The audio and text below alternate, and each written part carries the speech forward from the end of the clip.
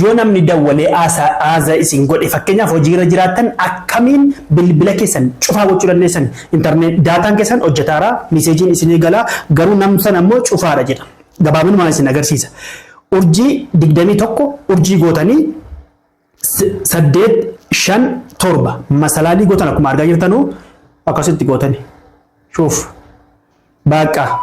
namni gija isinii dawwalee isinitti bilbilaa garuu hin seenu daataan hojjetaara siimiin keessan banaadha garuu bilbilli qofti hin seenu ishi irraa hiikuudhaaf ammoo gabaabinuma irraa hiikuudhaaf masalaalii duwwaa quxurii lama gootanii masalaalii gootanii okkeetti gootanii irraa hiikameera tasila bilbilli keessan cufaadha jedhe ammoo deebisee hojjeteera cheekii gochuudhaafoo hiikameera moo hin hiikamne akkatti wallaaltan urjii masalaalii 21 masalaalii gootanii amma itti rukuttanii irra jiraachuudhaaf hidhamee moo hiikamee jiraachuudha khalaas hin jiru kana fakkaata share like godhaa profaayilii tuqaa gara YouTube illee dhaqaa barnoota adda addaa argattu salaamu alaykum